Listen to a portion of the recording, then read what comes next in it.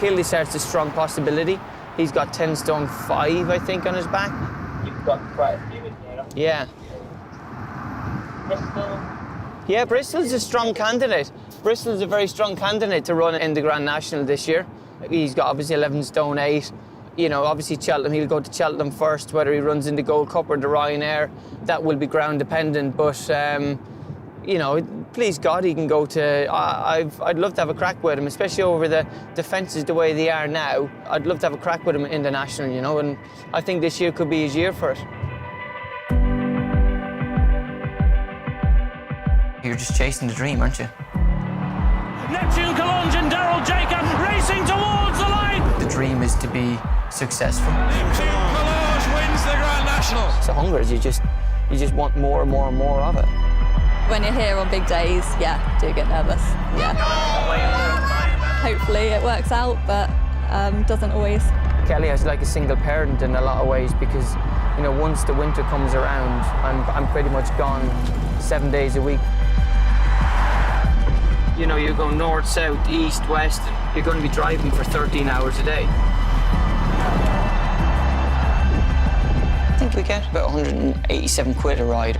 Travelling expenses come out with that, so there's lots of times you wouldn't make money out at all. How close did he come to walking away? One little push and he would have been gone. It is an obsession, it's an addiction. I'm always trying to be 2 stone under to what my natural body weight wants me to be. Everything literally is building up for that one outcry of joy. They're mad. They're mad to do it. It really is a dangerous sport. I broke my leg, my knee, my shoulder, my arm and my elbow.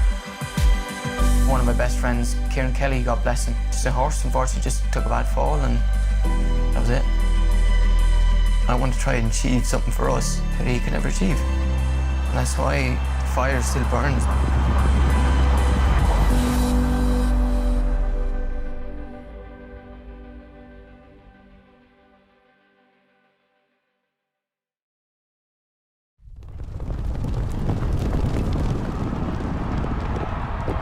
Testify racing on the near side of Tier 4, just beginning to inch a little closer under Daryl Jacob, now alongside Miss Pathwell. When you're out there in a race, you know, it's you and the horse against the rest. And Daryl Jacob in the Simon Mounier and Isaac Swed colours. The green jacket jumps at will. When things go right and when a horse jumps for you and travels for you, I think there's a better feeling in the world. And it's Lummy Surge who goes into a narrow lead here under Daryl Jacob. It's the buzz, it's the excitement, it's the adrenaline, it's, you know, everything's just running through your veins. Top-notch 4, 5 lengths here in the hands of Daryl Jacob. It is really like an addiction. The more you have, the more you want and the more you keep fighting for it. And it's back-to-back wins in the Betfair Chase as Jacob punches the air. Once you've had that first big winner, that first big adrenaline rush, you want it again and again and again.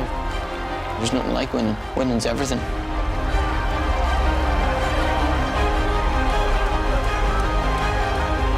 No one ever remembers seconds in a race. Well done. It's winning or nothing. We Have a Dream has had a splendid season and the dream becomes a reality at Aintree. We Have a Dream has romped home in the anniversary under a delighted Daryl Jacob for Nicky Henderson, Simon Mounier and Isaac Swade. I'm retained by Simon and Isaac and, you know, they're 2 wonderful people that have come into my life at a very, very important stage in my career. Anthony Bromley, who, again, is one of the best in the business. He's our racing manager. He buys our horses for us. And, you know, I think between the 4 of us, you know, we just work as a very, very good team. They've got 100% confidence in me and what I'm doing. And it works for me because I think I thrive on trust. Yeah, so I think next week, nothing Monday. I think we're going to run Southall Tuesday with that Austrac Noir, and then probably... I mean, I've been in the business for over 30 years, but having worked in the last 5 years much more closely with the jockey, you do take on board a lot more of what's going on. And they do need an arm around them a lot of the time, and I don't think there's anyone there to do that. Confidence is such a big thing. Even with these top jockeys like Daryl that ride Group 1 winners, Grade 1 winners, you just assume they know they're a good jockey, don't they? Well, they have to be told they're a good jockey more regularly than you realise.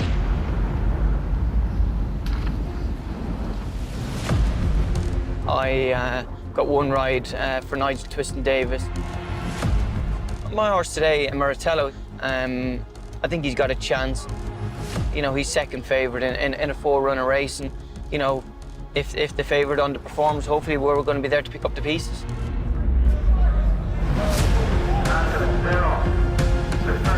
And on the far side, in the two-tone green, is Muratello.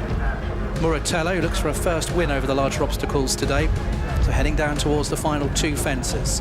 First Flow leads by 3 lengths. Sitting tight there is Daryl Jacob, out wider is Albert's Back, and then comes Destin de Jong. First Flow just coming under a little bit of pressure as Muratello starts to close up. First Flow still well clear. Second place, Albert's Back.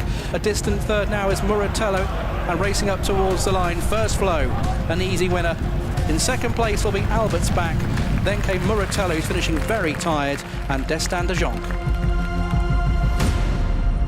Look, I've been a well-beaten third in the end. It's always nice to go and have a winner, isn't it? But, you know, unfortunately, we have a lot more losers than we have winners. You know, you just got to look forward to tomorrow. That's been and done now, and you got to try and look forward to tomorrow and focus on tomorrow now. We know he's driven by winning, as all jockeys are. How does he handle losing? Not great. You could imagine, when you see some of the emotion that he's shown when he's won races, you can imagine what it can be like when he's just got beat. There are days when you go to a Sandown or you go to an Ascot and you're a hot favourite and you come second and he's in bits.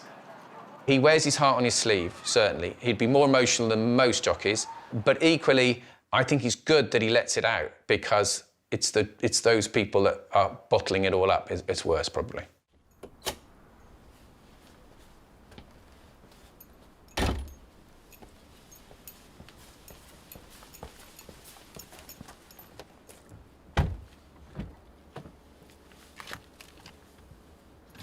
Wake up and the first thing I'm thinking about is I'm always looking for the next good horse to ride.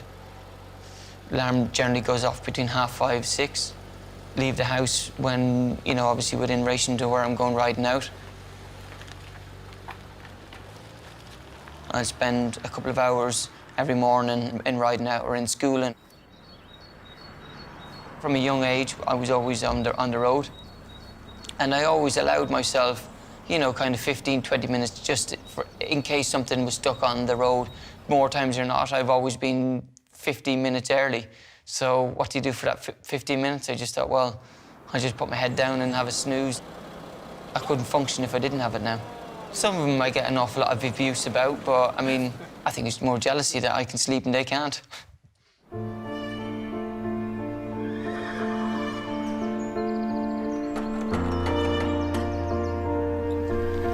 Very, very important riding out. The horses have to be trained before they get to a racetrack.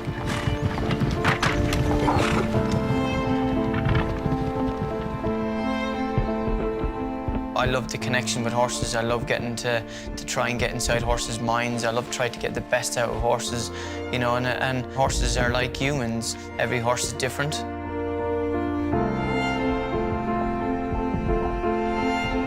You couldn't be excited about getting up in the morning to go and ride the horses that I get to ride on a daily basis. You really shouldn't be doing the job.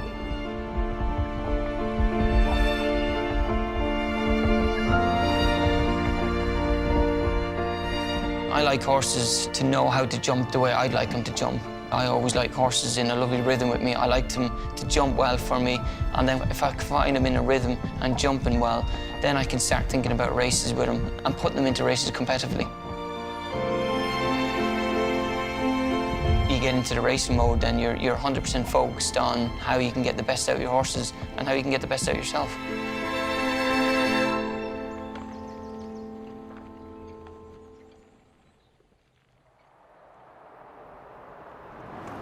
I'd average about 70,000 miles a year. Some weeks you're traveling all over the country. You're going to, you know, you're going north, south, east, west, and then some days if I've had to drive to Ayr or if I've had to drive to Kelso or something, you're going to be driving for 13 hours a day. Sometimes the days in the cars, they can be very, very long. They can be very, very lonely, especially if you've had a bad day. Yeah, look, we're on the road an awful lot. Say if you're up north for 2 days, rather than spending 6 hours going up north, coming back down again, and then turning around the next morning going back up again. Look, it's easier just to get a hotel that's near the race course or, you know, one of the race courses and pitch in there. To our schedule, we only ever really know 24 hours in advance. So declarations are done at 10 o'clock. You'll find out at 10:30 where you're racing the next day. So there's no real routine. Your day can change very, very quickly.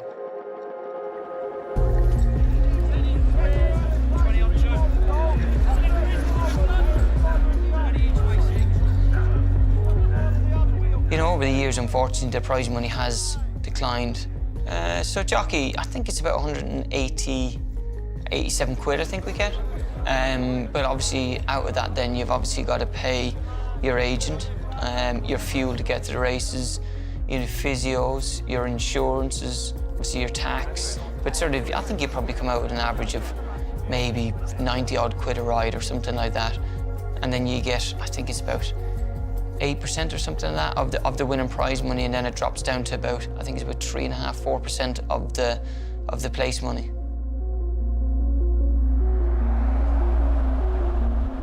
You know, I went to Clonmel the other day over in Ireland, drove over, got the ferry over.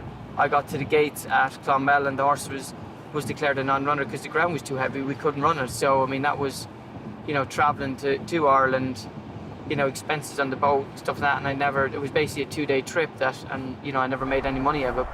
They have to be very resilient, and it is a tough ask on a jockey. There's a lot more to it than just driving in a nice car and turning up and looking flash. There's a lot more to it than that.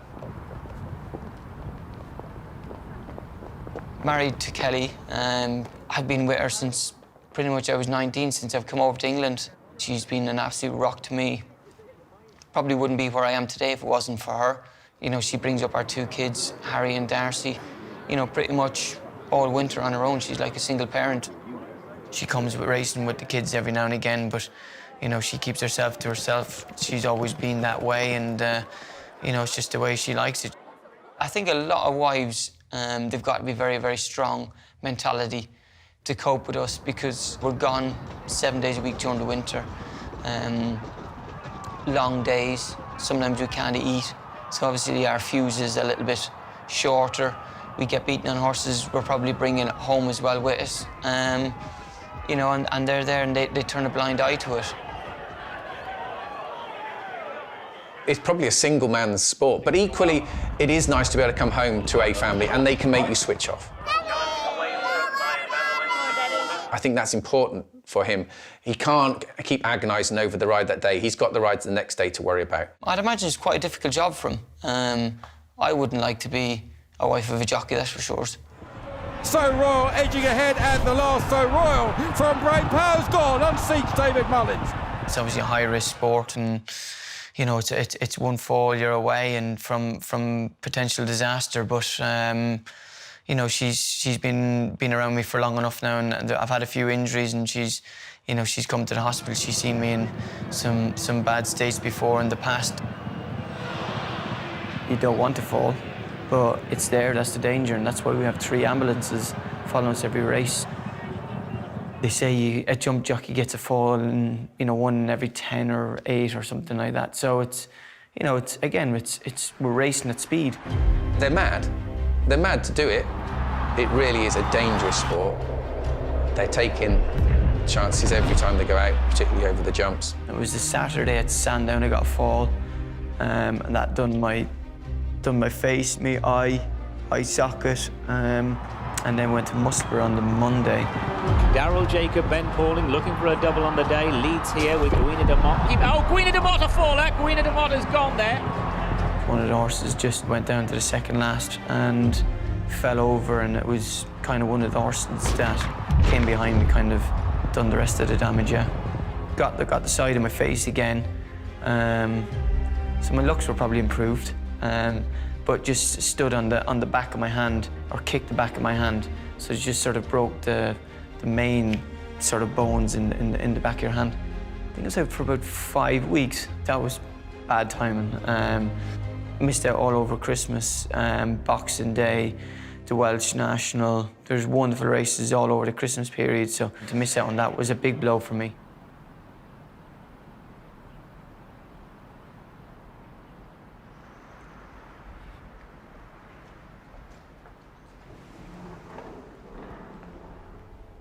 Well, Oaksley House were brilliant. I spent a lot of time down here, keeping fit in the pool. You know, the physios, you know, the nutritionists, the gym guys. They just manage you. And if we didn't have something, you know, like here, you know, you're off for 5 weeks, you're at home. What do you do with yourself? You end up getting heavy. You end up getting fat.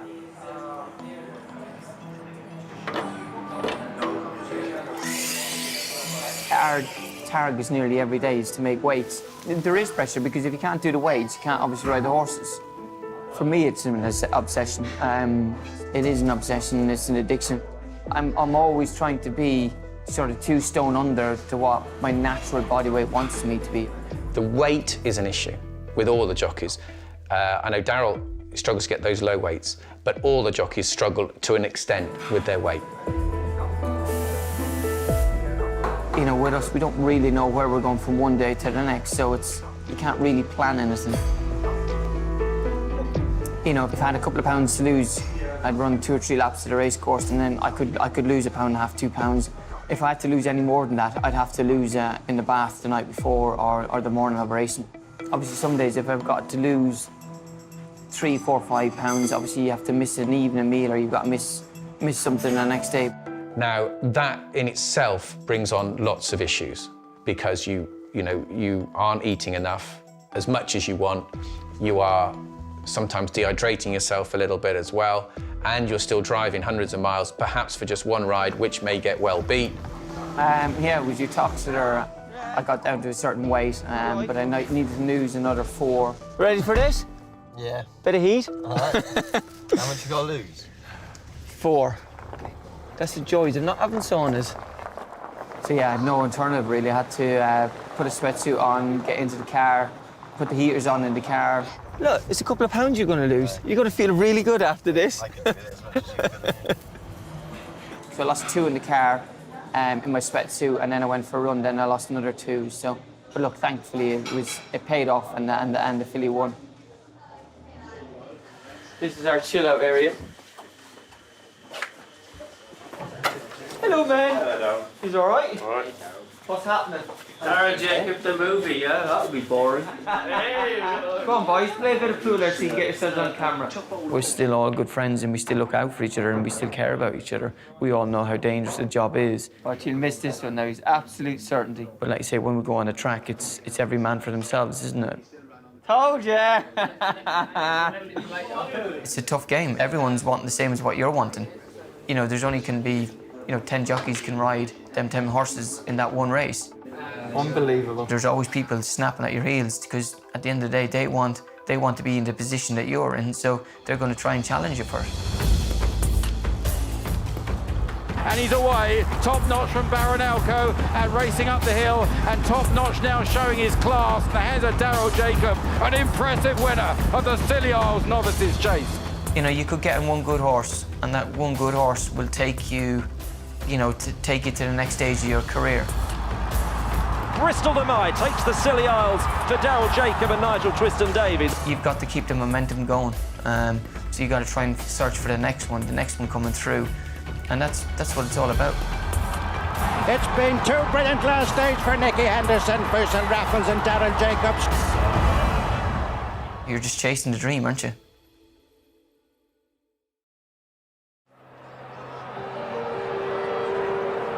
First number 4, Neptune Collage. Collage wins the Grand National. A sensational, dramatic Grand National. Daryl Jacob looks to the heavens. And this horse has pulled off a remarkable triumph.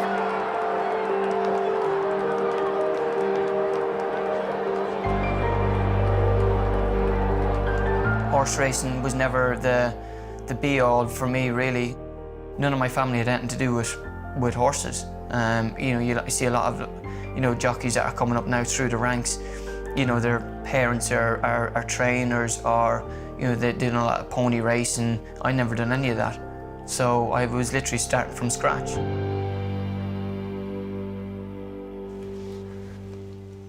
It's Daddy's photo album. Daddy when he was a little boy. It's all the freckles. Wrinkles all over you. Born in Donegal.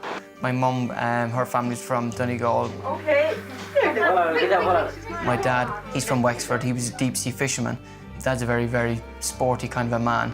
Even though he was a fisherman, he was a sporty man. He played rugby to a good level when he was younger, and you know, he loved hurling and football and stuff like that. And he wanted all of us kids to be brought up around sport.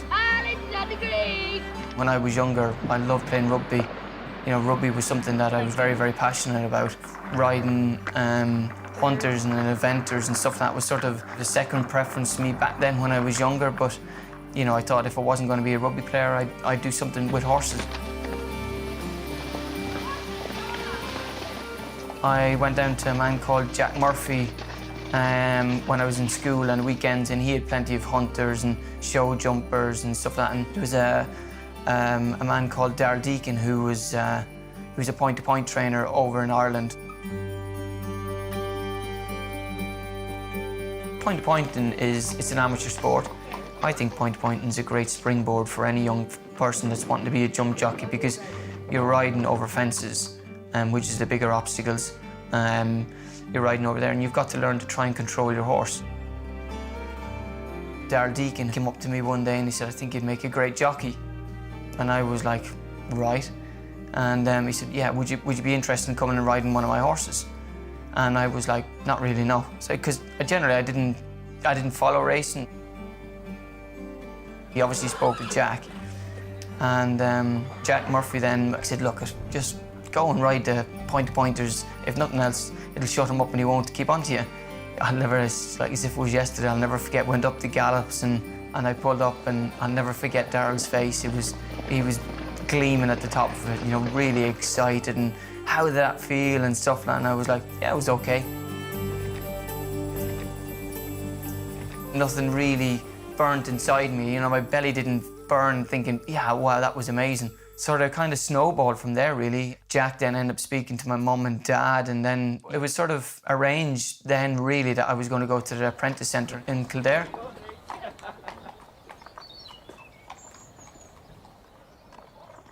That's Kieran Kelly. That's one of Daddy's best friends over in Ireland.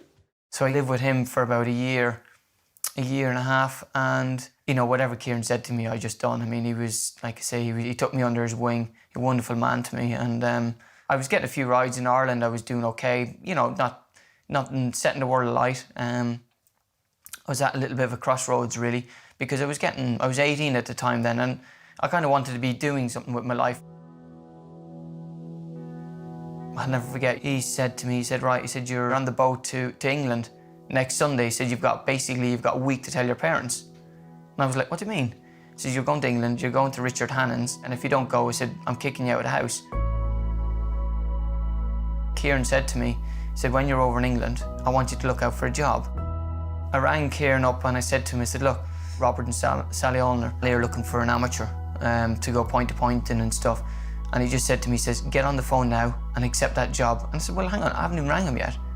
And he said, "Just hang up now, ring him." The two of them, they took me on then, so I started with them, I think 2 weeks later, and from there, really, my career has it's grown and grown every year. He started out, he was point-to-pointing with you, Yes, wasn't he? I had 2 seasons with him. And? We had our moments. Such as? Well, like when he broke his collarbone and I had to take him to Salisbury Hospital, and he wouldn't do as he was told, but we got through it eventually. You know, the boss and Sally, you know, they were like, you know, obviously they were my bosses, but they were literally like a mother and father to me. They took me under their wing, you know, they looked after me, and you know, the one thing the boss always did, he nurtured my career. He wanted what was best for me and not anybody else. Robert had a great influence on him racing and that side of it, and I've always been the old mother in the background. What was that like? I don't really want to. Oh, a pantomime. After that, I turned professional, and I went to Paul Keen's up in Morecambe, and I had a wonderful 10 months with him. I think I had 10 winners from 24, 25 rides, but I didn't feel the same. I didn't get the kick out of it what I was getting at the Allners. Just for whatever reason, I didn't enjoy it as much. The fire wasn't there in my belly, and yeah, I just felt like I was doing it because I was doing it. It was a job, really. How close did he come to walking away from racing when he was a young man? Very close. He only wanted one little push and he would have been gone. It took 2 hours of my time to convince him. I think I was more distraught afterwards than he was. They got me enjoying it again. They started giving me some nice rides, and from there, the boss got me to ride on the Listener. And it's the Listener, a big bold jump on the outside, the grey, with Daryl Jacob on board for Robert Allner. Leads from Ruby Walsh on the inside of War of Attrition. Again, it just, like you say, it just went from strength to strength. But it is the Listener who races up towards the finish, out clear to win the Lexus, and going towards the finish. The Listener wins for Robert Allner and Daryl Jacob. A fantastic front-running performance. That was the horse that put him on the map. He just grew in confidence. He never changed from being Daryl, but he grew in confidence. And he just had natural ability. Except one day at Wincanton, he looked round 2 or 3 times when he was winning, and then he fell at the last. He didn't look round again for some time. Robert straightened that out a bit. The whole way through my career, I've been very, very lucky as in that I've landed on 1 or 2 good horses that have just keep propelling me to the next stage of my career. You know, I suppose if you go back to the Boston Sally, it's got to be Free Gift. Very much a standout horse. From there, you know, getting the Listener and then picking up the ride on the Listener, and then a wonderful horse to me when I went to Nick Williams. From there was a horse called Rev de Savola, who I won 4 or 5 Grade 1s on. There's Rev de Savola on the near side, mowing them both down, and Rev de Savola gets up to win for Nick Williams and Daryl Jacob. He kept me going, and obviously winning the National on Neptune Cologne.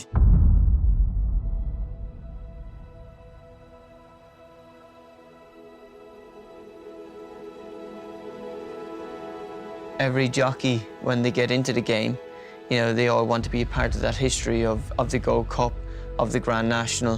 You know, every jockey wants to ride in the Grand National, every jockey wants to ride over them unique fences.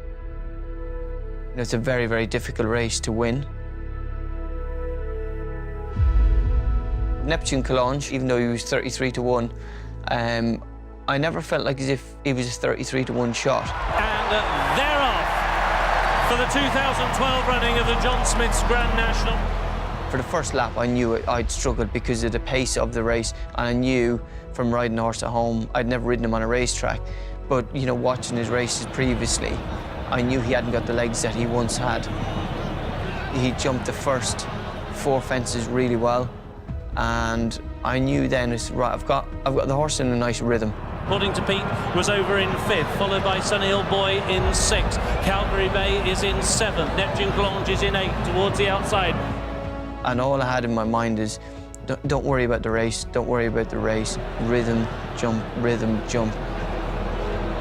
The horse himself, to be fair, once we jumped the canal turn, you know, he started jumping, his jumping then got slicker, got better.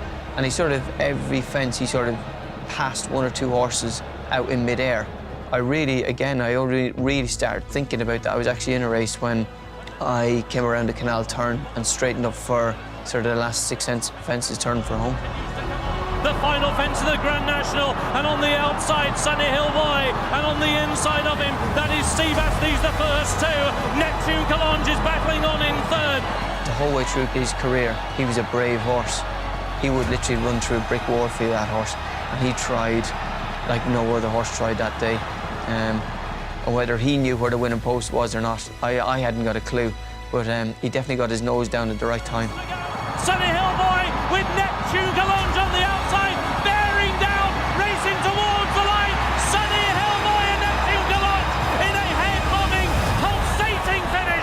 I knew it was close.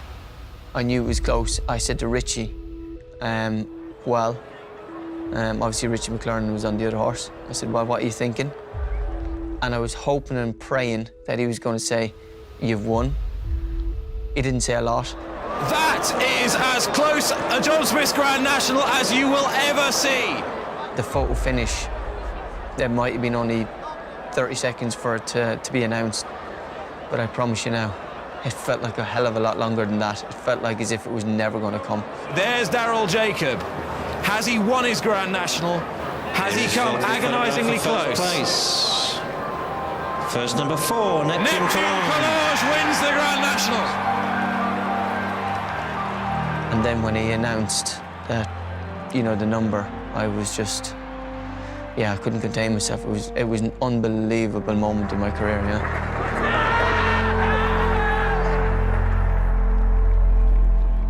People ask me all the time, how did you feel and stuff like that, and it's very, very difficult to say how you were feeling, because there's adrenaline, there's emotions, there's, the success, there's everything literally is building up for that one outcry of joy there. Any jockey can say that they won a Grand National is probably the pinnacle of their career, isn't it? A lot of people will, when you speak to them about like what you do and as a profession, they say, oh, I'm a jockey. One of the first questions they'll ask you, have you ever ridden in the Grand National? And you can say, yeah, I have actually, and I've been lucky enough to win the Grand National. All of a sudden, it's the Grand National, it catches the public's imagination.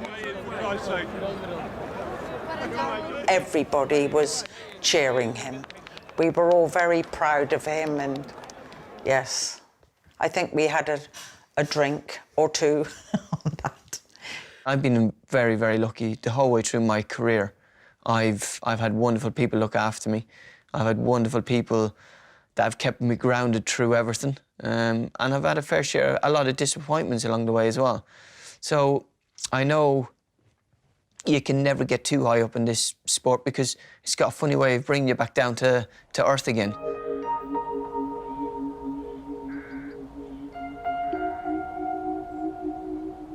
It's our Olympics. It's everyone's dream to ride winners around here. It's a very, very special place, and there's a lot of history involved here in riding winners around here. All the top horses, all the top jockeys, all the top trainers, they've all been here, rode winners around here. Like I say, it's a very, very unique place. Zarkanda now has taken the lead for Daryl Jacob, but over the final flight, Zarkanda just had the lead, took on the way towards the near side, and accompanied over on the far side, trying to stay on. They've got 150 yards to go, and up to the line, it is Zarkanda who is going to win the Triumph Hurdle. First winner was a horse called Zakanda for Paul Nicholls in the Triumph, and then I won on Lac Fontana as well. They've got a half furlong to go. Lac Fontana and Daryl Jacob on the near side, just a nose in front. It's going to be tight. Lac Fontana wins the county.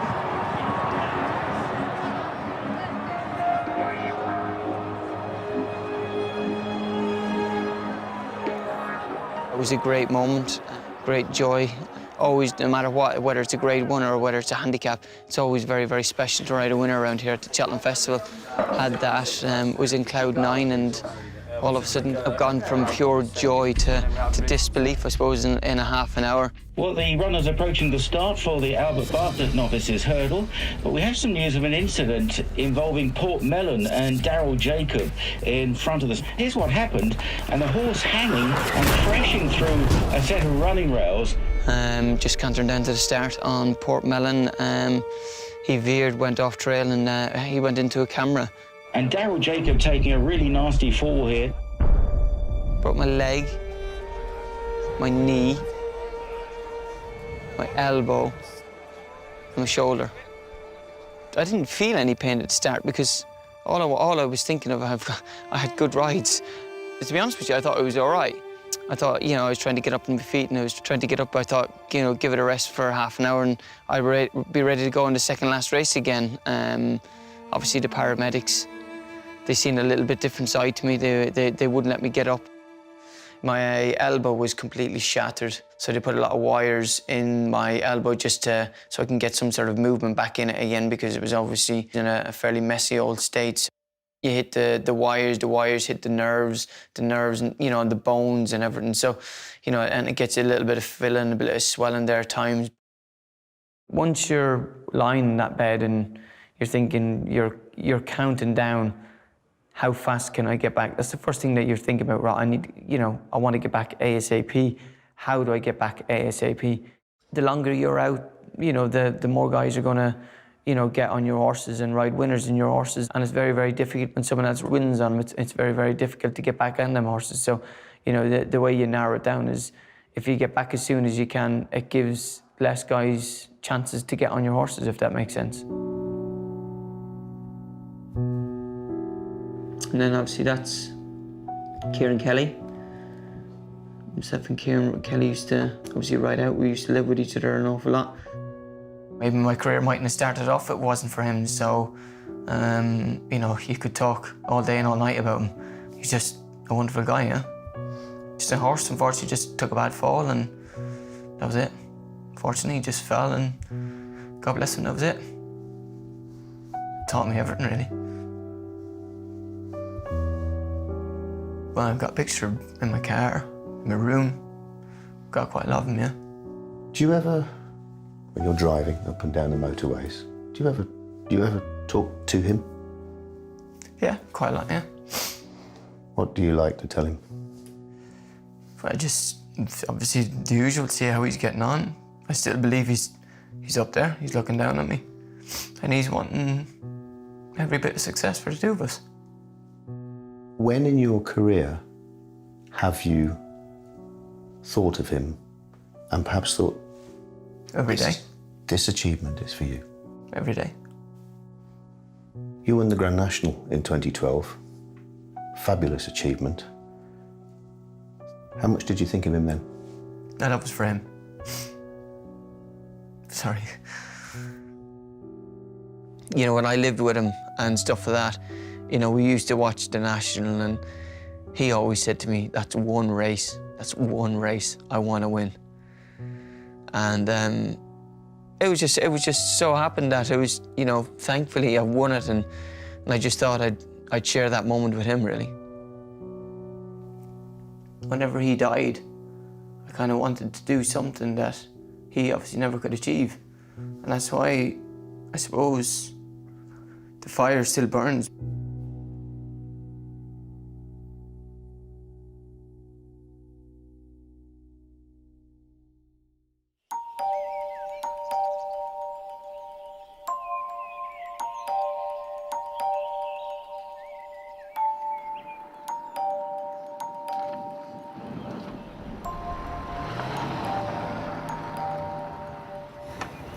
Right, team?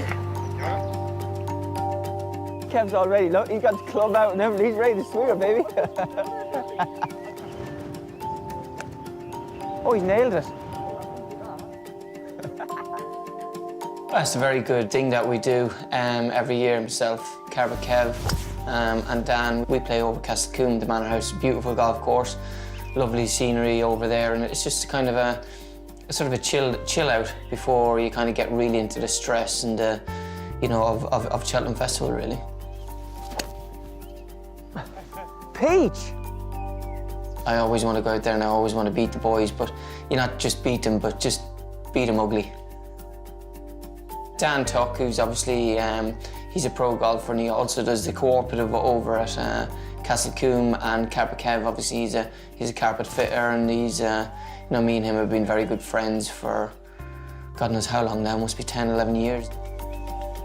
Well, he's not going to get this, is he? Oh, he will. No chance. Right edge. Oh, it is. Oh! In robbery. Daryl, three Thanks. skins up. Appreciate that. Coronavirus, mate. Coronavirus ain't touching you. Two very, very good guys and totally different profession to what I do, and you know, it's sometimes it's nice just to get away from the bubble of horse racing. I've known Daryl for, I don't know, like 15 years, something I expect. We met on a golf course. Didn't stop moaning. Oh, no, oh my God. All right! you know, they take the piss out of me and I take the piss out of them, and it's, like you say, it's just, you know, 3 guys going out there and hitting the ball and having a bit of fun. Oh, that's fat. That's fat. Hit the road, hit the road. Oh, you didn't go. How fat was that? I played really well. You know, my putting was good. Yeah, no, I hit some really nice shots there. So, you know, I love my golf. I mean, if I could play golf 7 days a week, I would. Met Daryl back in 2011, funnily enough, golfing. And I think since then, I think he's only had 1 Cheltenham winner. He did win a Grand National, so I think you could probably say that I've been pretty unlucky on him.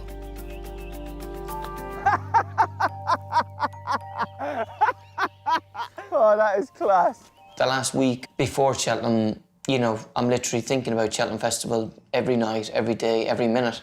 Every year, the whole year is sort of geared up towards the Cheltenham Festival.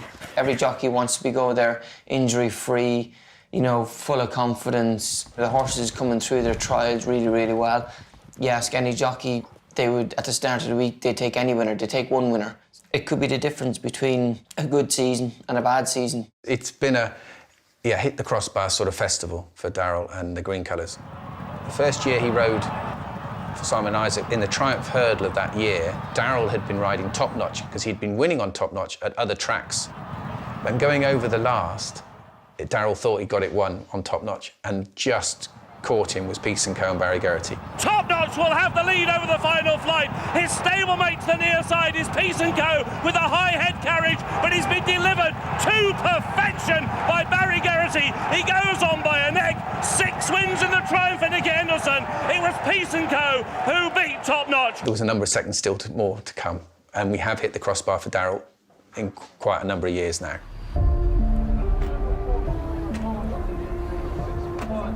Time for race cards.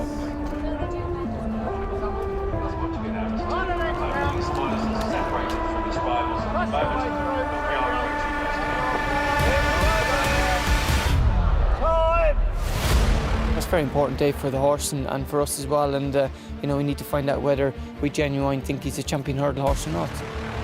He's had a good season so far, and this is kind of one of the roads that lead to the champion hurdles.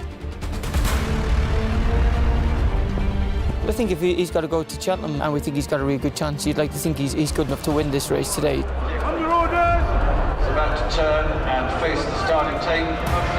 They're off. Eldorado Allen, John Joe Neal Jr.'s in yellow and black on the grey, and he would be about a neck ahead of favourites. Odds-on chance, Call Me Lord. Call Me Lord looks to have very narrowly taken 3rd now from Eldorado Allen in the yellow and black, with very little between them. Now it is Kel Destan and Call Me Lord who move on towards together, and Kel Destan is just in front of Call Me Lord as they take the final obstacle. And as they run up to the line, Kel Destan and Harry Compton leading by 2, and they stay in front to win. They turn over Call Me Lord.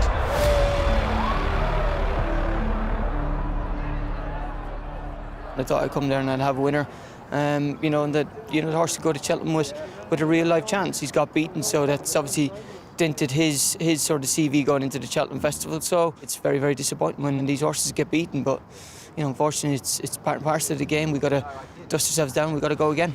We were hot favourite, but beaten fair and square. We're now scratching around trying to find chances that we've got a squeak of, you know, Bristol de May, Gold Cup, Kilda in handicaps, you know, Constista in the Mares Novice. You're looking, you know, we've got some squeaks, but it's not looking as rosy as it was prior to Christmas. Now to some sad news reaching us this morning. The Cheltenham Gold Cup winning trainer Robert Olner has died at the age of 76.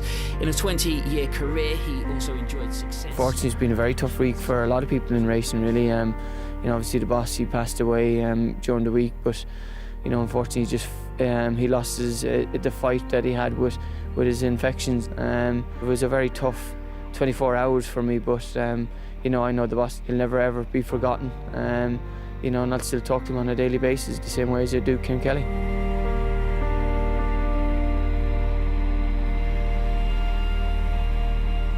It's always tough losing someone that you love. It's always tough. The boss has been like a father figure to me ever since I came over to Ireland.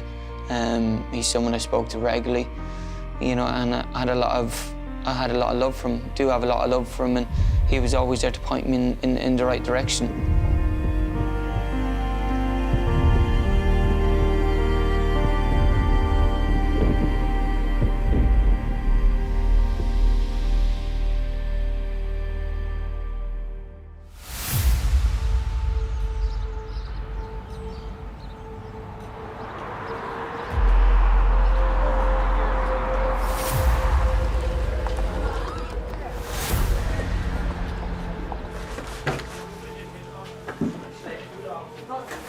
Hello, man. Hello. He's all right? All right. Don't ever pay for anything for him because he is tight, like.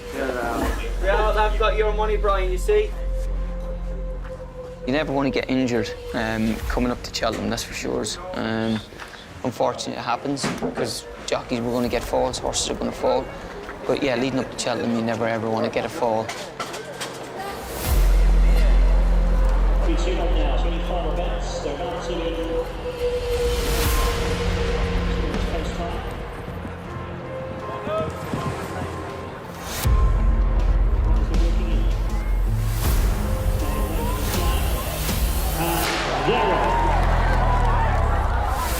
And they jump away for this National Hunt Novices Hurdle here at Doncaster at the top of the home straight. And Carlo Farmer is the first to bound on with the Macon Lunatic towards the inside. And now they're about to turn into the home straight. The Macon Lunatic still leading the way to Carlo Farmer.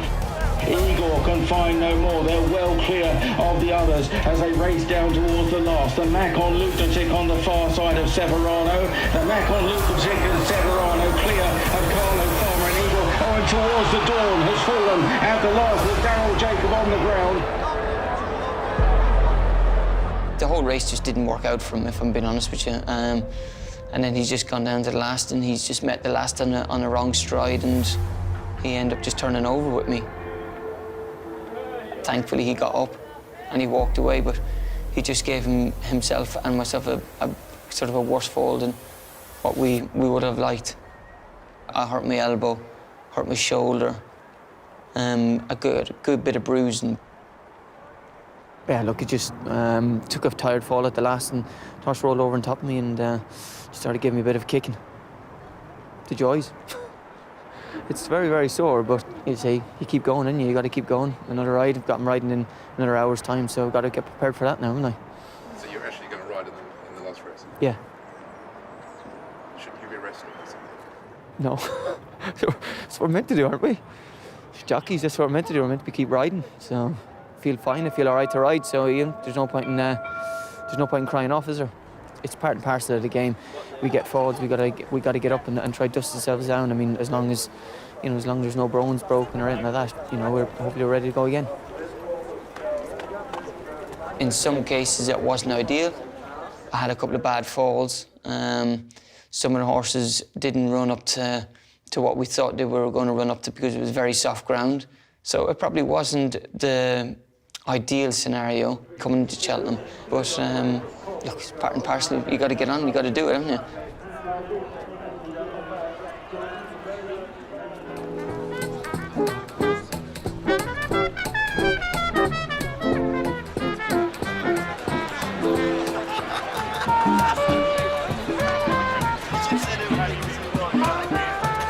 You go to Cheltenham, you go to Aintree, Sandown, all them big meetings where there's big crowds and. And you're coming down to shoot at Cheltenham, whatever, and people are shouting your name, great ride, great this, and you feed off that. Kelly, how is he today? He's fine actually, to be fair. He doesn't really get worked up about it. It's just another day at the races, really, and obviously there's more pressure, but he enjoys it, and hopefully it'll work out. I can't describe how difficult it is to ride a winner at the Cheltenham Festival. It's tough. It's every man for themselves. I don't normally get nervous, but obviously when you're here on big days, do get nervous, Are you confident for him today? I am. Yeah, you have to be, I suppose, don't you, really? And hopefully it works out, but doesn't always. Yes, you want to do the best by everyone involved in it, but you put too much pressure on it and it'll end up clouding your judgment. You forget that he's never ridden a winner in the double green at Cheltenham Festival. He's ridden winners at Cheltenham and other meetings for us and Group 1 wins all over the place, but it hasn't done it at Cheltenham. And coming forward towards the tape. They're off.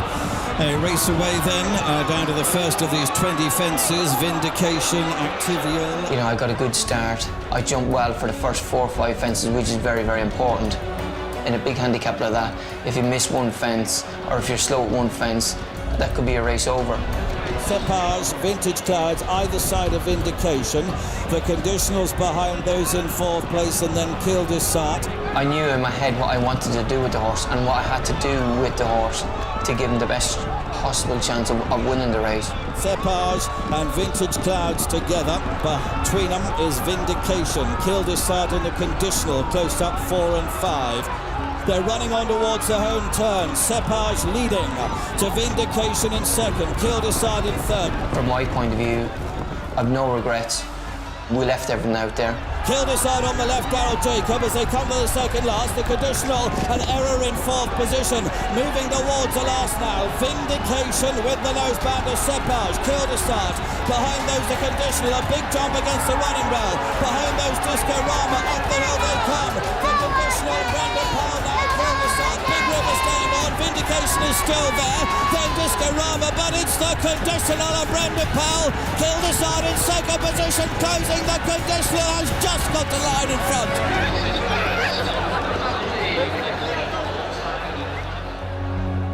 No one ever remembers the seconds, do they? They only remember the winners, and at the end of the day, you could give the horse a bad ride and win. You know, you're still a winner.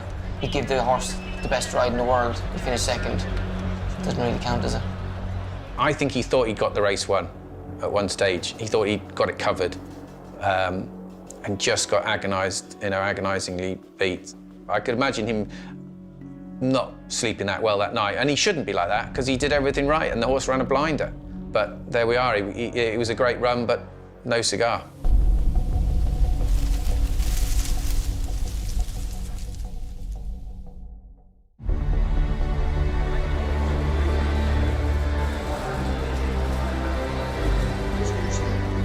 I was really looking forward to her. She was one of my strongest rides of the week, and you know, in theory, I suppose she was probably my last realistic chance of riding a winner. You know, she was my last bullet to fire at it. I think it's not just that week. I think it's 5 years at Cheltenham festivals is putting the pressure on it. We don't see that, but I think he does.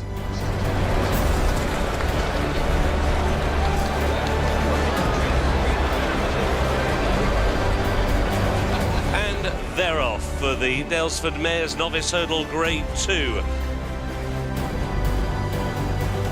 The horse just in front of me sort of missed the break, so, you know, for the first 2 furlongs, I was probably a little bit further back than what I want to be. And then on the inside is Midnight's Gift. After Midnight's Gift, last year's runner-up Concertista. Concertista's been followed by Vienna Court.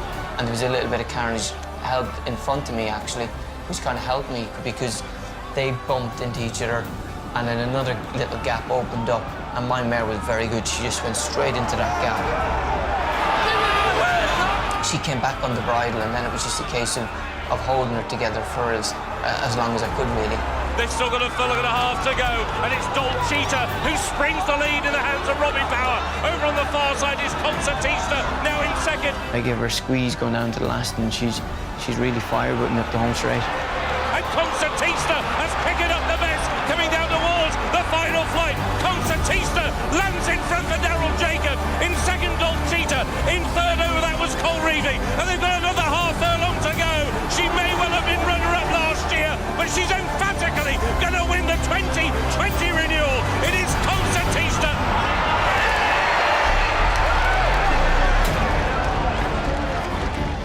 I was so proud, I was so happy just to win that race, and I promise you, just that meant the world to me. Concertista has won about as impressively as any horse this entire week. Broad grin from Daryl Jacob in the colours of his retaining owners, Simon Munier and Isaac Swed. You know, I've had some wonderful winners for them. For the last 4.5 years, I've been working for them. But to have a Cheltenham Festival winner for them in their colours, I was really proud, really, really proud.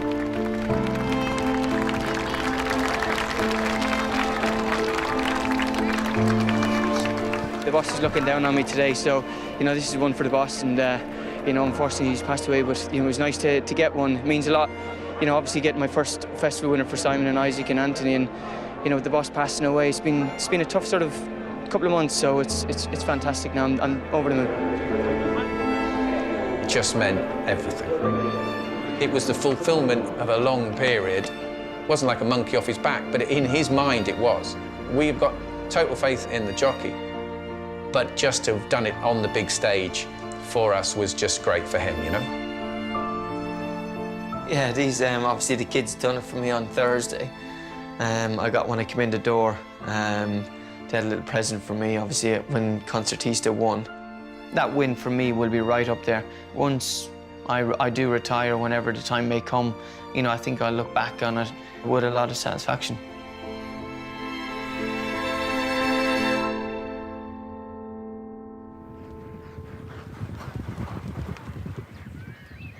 Archie on King of the Jungle, unlucky with 1 fence down, 4 falls. Now we have Emily Shepherd on Sweepy.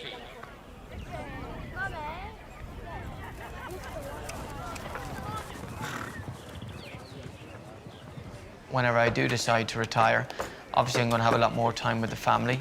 So obviously from that point of view, I think it's going to be very, very exciting. You know, I can go and watch, you know, Harry play football games on a Saturday and playing rugby. His tail isn't actually knotted. And I can see Darcy, you know, playing on her ponies or whatever career path she decides to go down on, and spend a lot more time with Kelly. 1, 2, 3, go!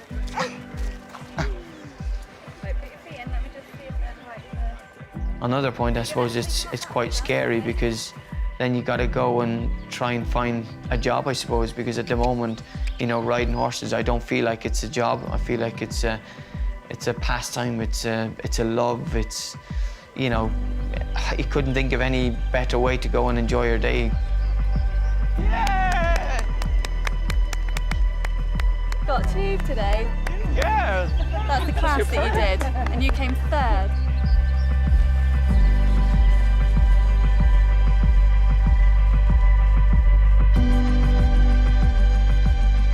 That adrenaline running through your veins, the excitement, the nerves, everything that runs through you when you're riding a horse, I think it's going to be very, very difficult to replace. Fire still burns to ride good horses, to ride big winners, to achieve the targets that I've set myself. If you want something badly enough, you know, you'll keep fighting until you achieve it, and that's what I want to do. I want to keep going, and keep going. If I can get out of the game and touch wood in one piece and achieve everything that I want to achieve, there can be no regrets then, can there?